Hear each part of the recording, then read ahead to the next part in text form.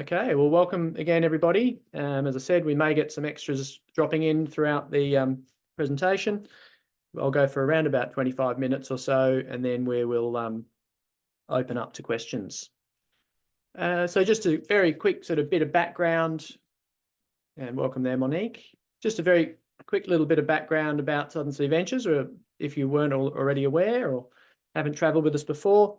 We're set up in 1988 in Fiji, so just the one destination, and have grown since then to have over 27 different trips in, I think it was 19 countries is what we counted the other day. So it's grown substantially, and we're very passionate about paddling and exploration in the remote and iconic parts of the world.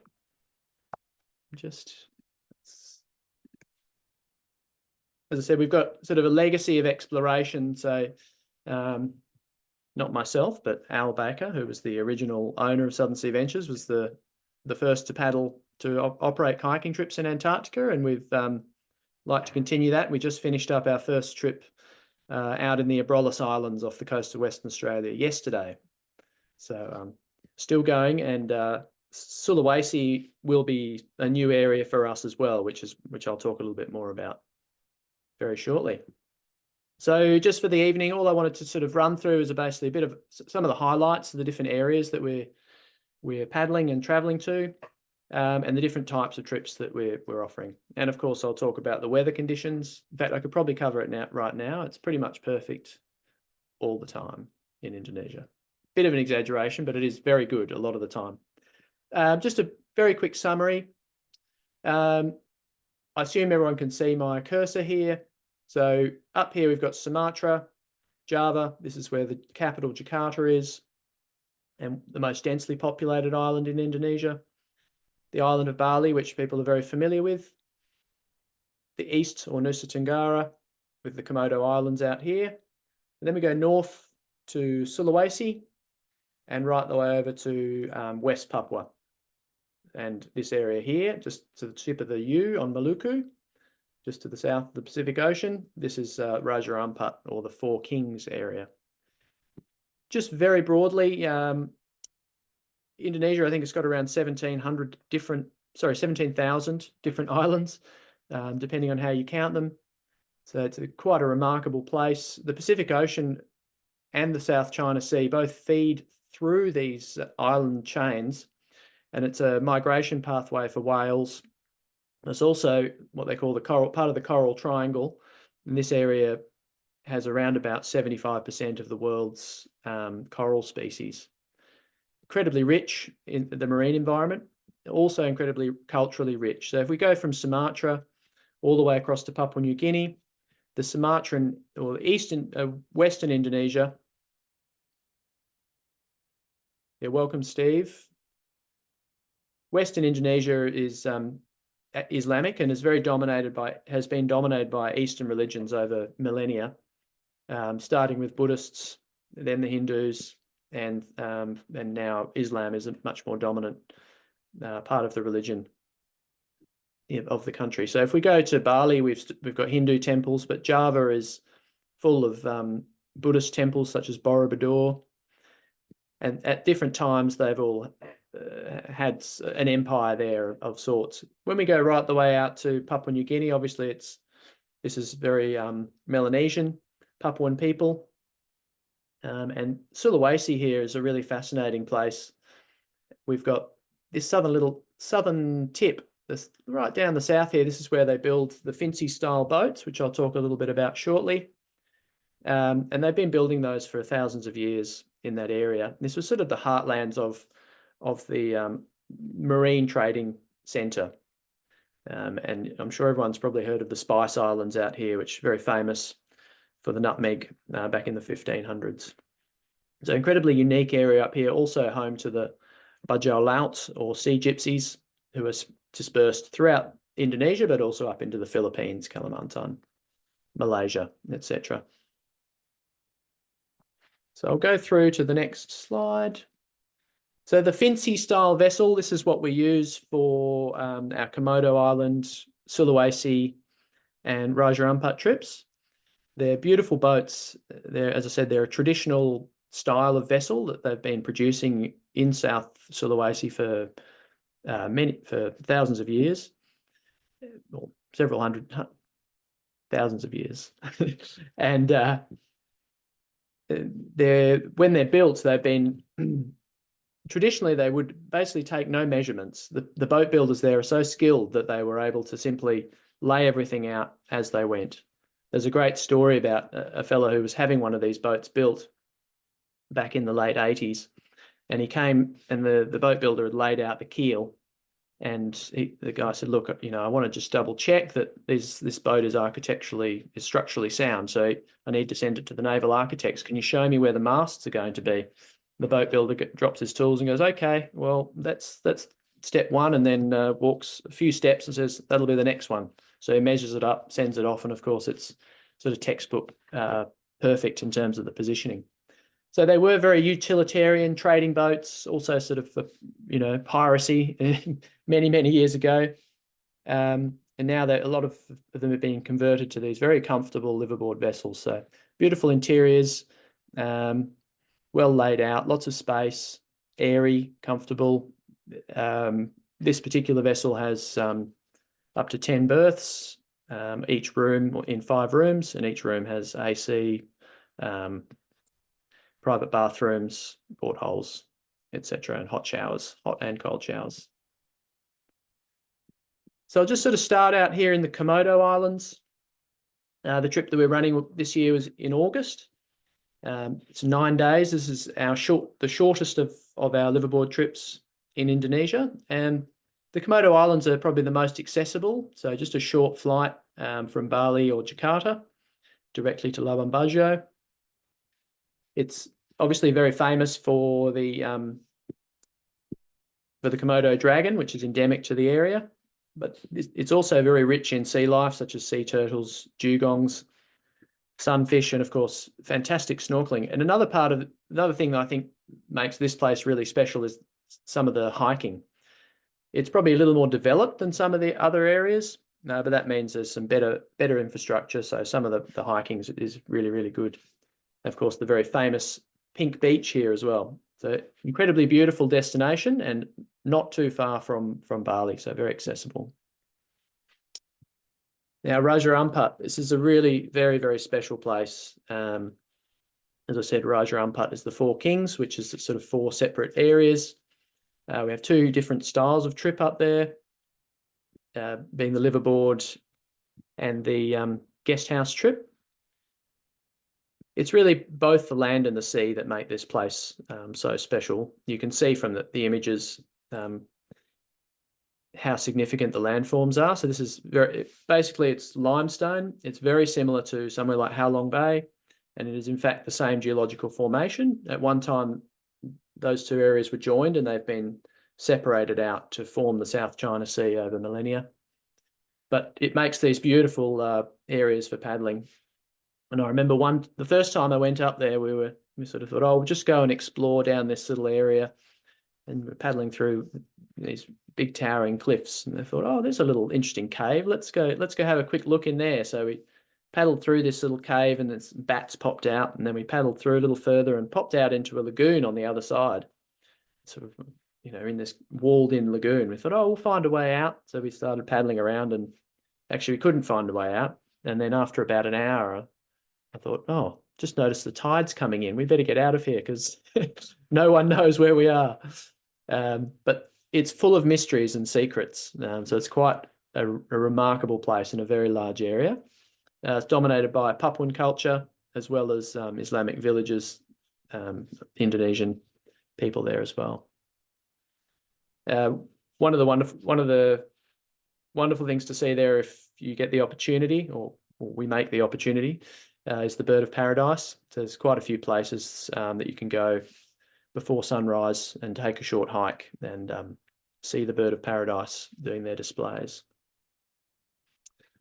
So liveaboard style trips, but also we have the guest house style trips, and the season is November through to March. Now the guest house style trips are for very small groups, around 6, staying in local guest houses, paddling from place to place. It's pretty idyllic, really.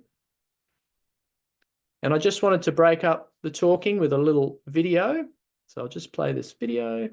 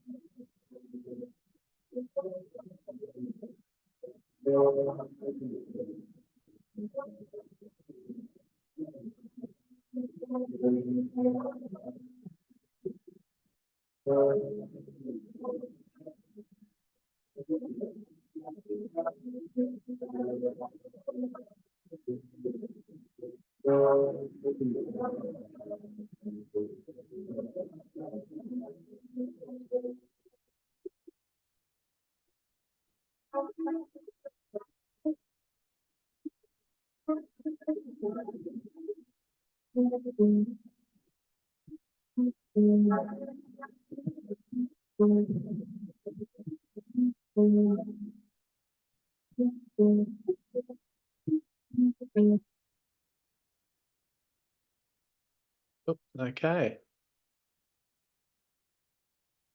So I hope that gives you a sense. It is a very dramatic and beautiful place.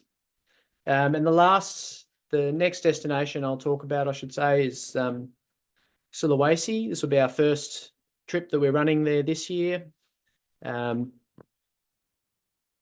me, I'm going to go on this trip basically because I think it's very special and I'm very excited about it. It's a very remote part of Indonesia. It's probably much less visited, but no less spectacular. It's not as the sort of terrain isn't quite as dramatic as Raja Ampat, but it is similar in the sense that it's primarily limestone cliffs and coastline with white sand beaches, hidden lagoons. And we've got jellyfish lakes, turtles, and dugongs I've put there.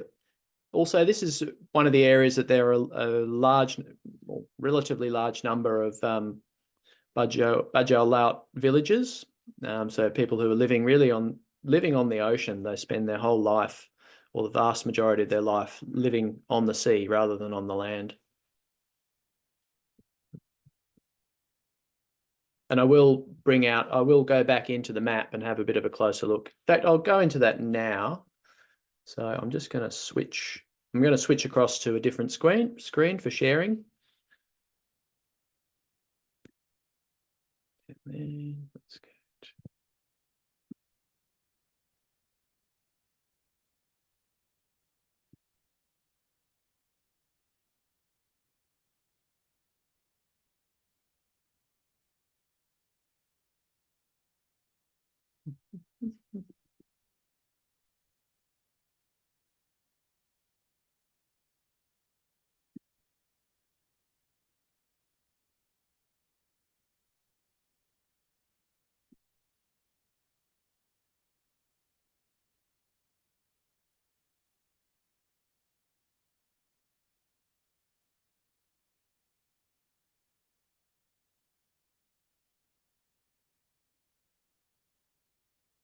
So I just want to, if someone could let me know that they can definitely see the Google Maps screen there, the live screen.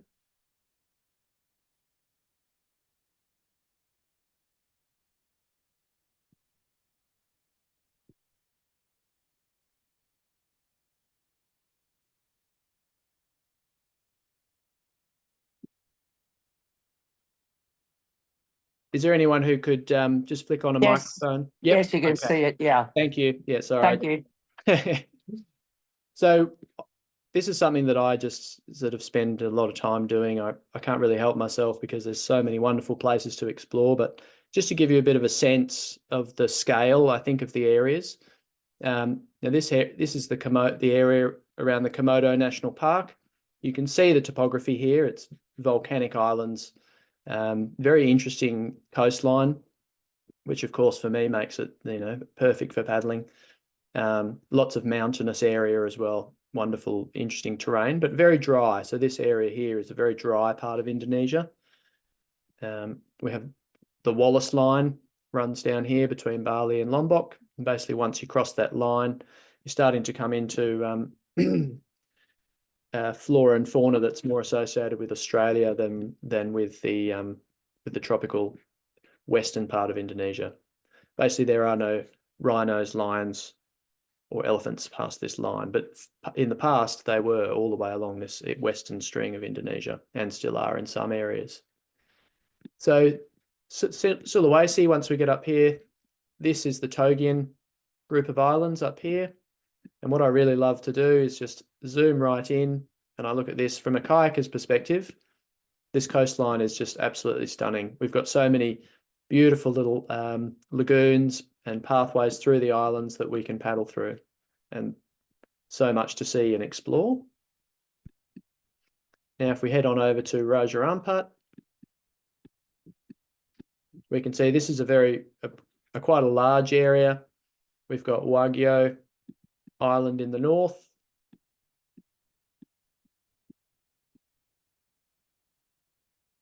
all the way out to Wayag Island is one of the areas that we visit. Excuse me. And then further to the south, let's go back out here. This group of islands here, Mazul. Now, I won't go on. There are a bunch of different places out here that we're looking at doing probably for next year, the year after, which we'll share with you guys once they're ready. Okay.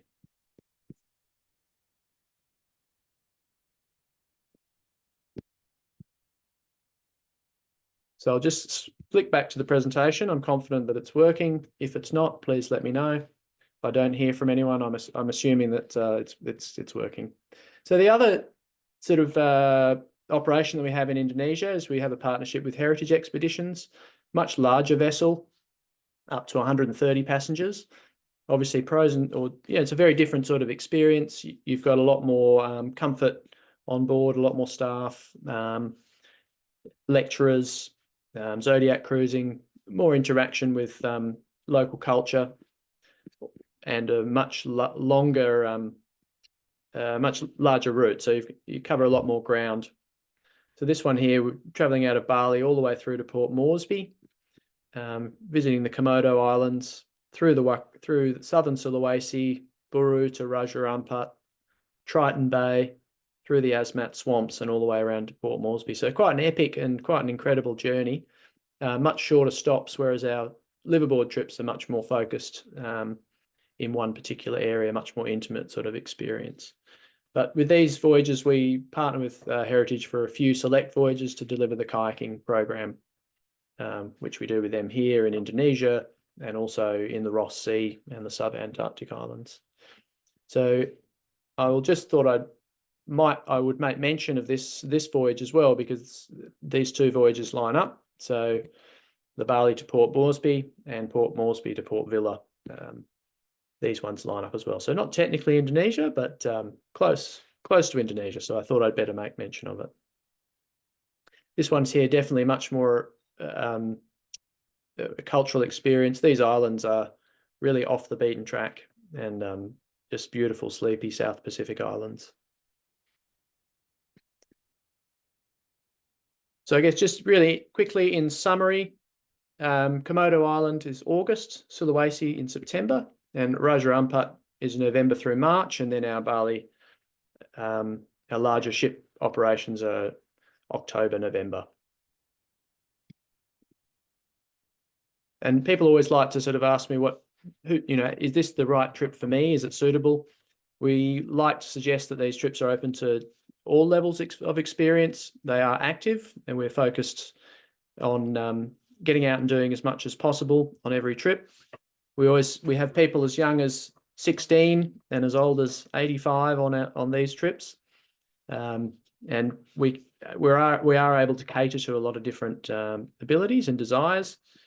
And probably just to give you a bit of an overview, you know, often your day could start with a snorkel before breakfast, then a morning paddle, back to the vessel for lunch, an afternoon paddle, and then maybe if you're lucky you could, or a hike in the afternoon, or some other shore visit, and then we might even squeeze in a little snorkel or swim right at the end of the day.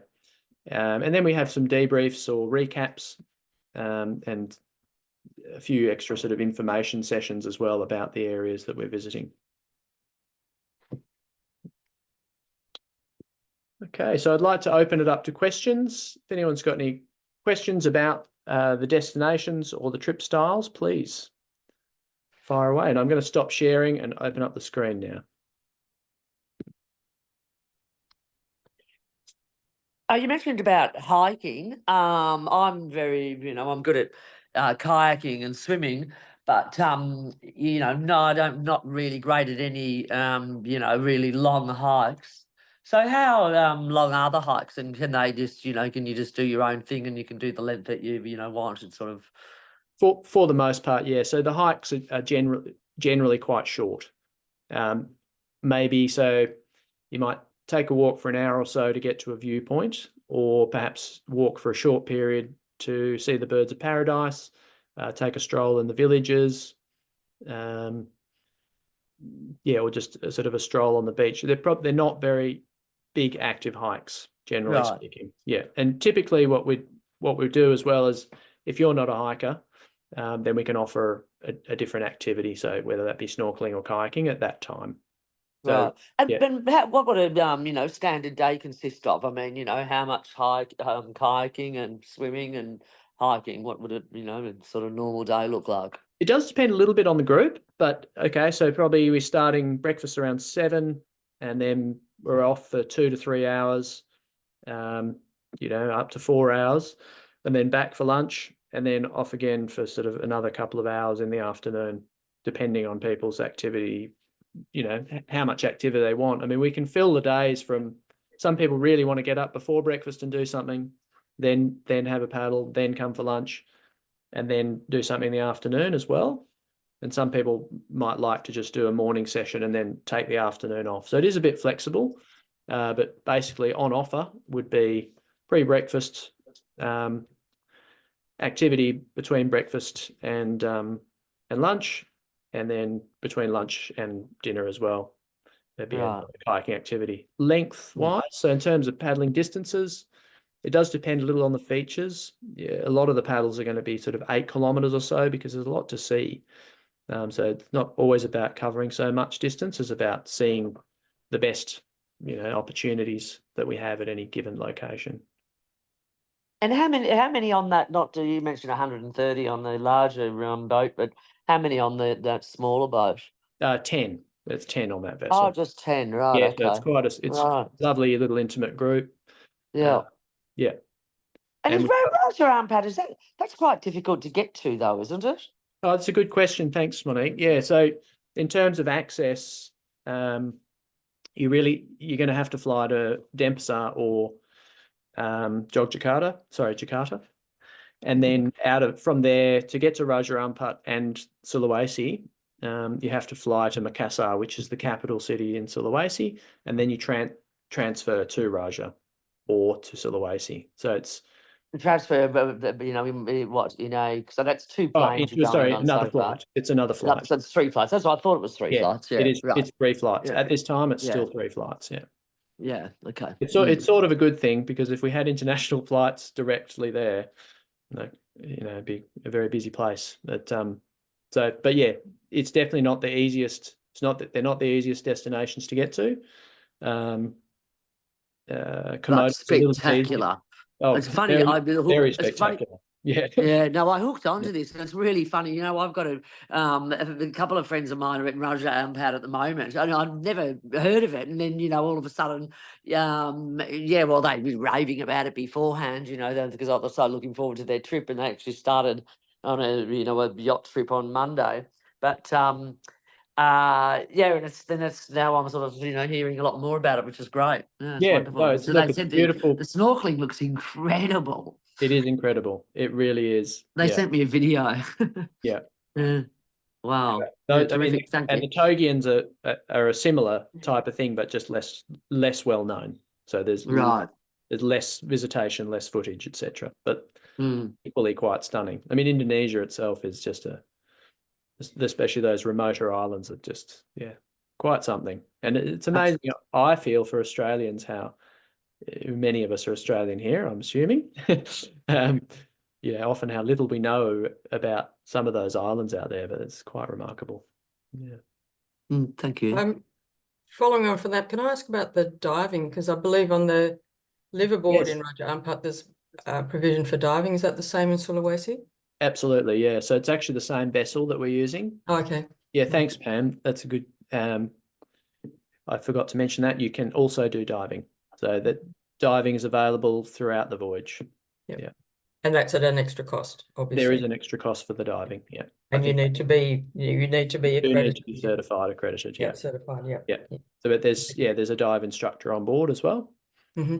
So in the structure of the trip, there'll always be one of us, like a Western guide, SSV guide, etc., who comes on board.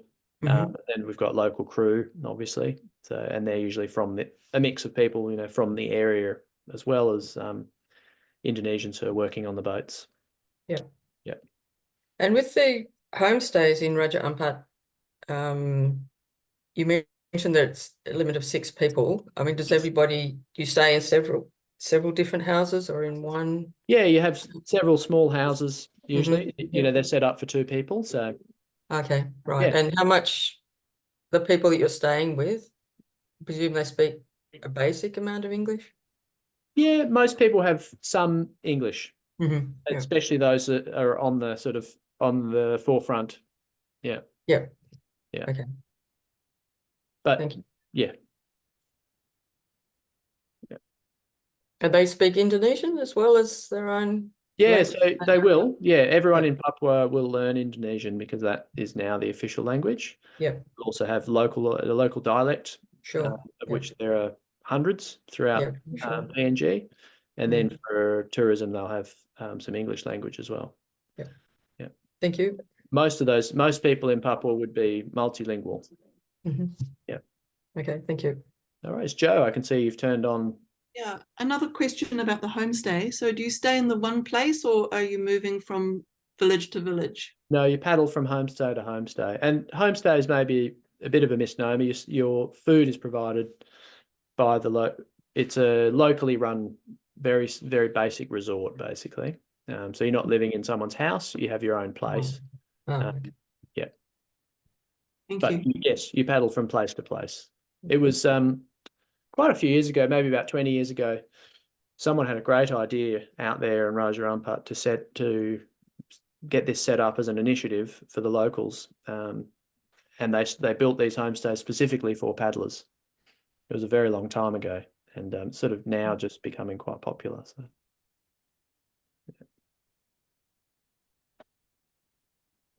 And Cool. is that the only area where you can do the homestay? Sorry? Is that the only location that you have the homestay option? Yes, at this time it is, yeah. Yeah.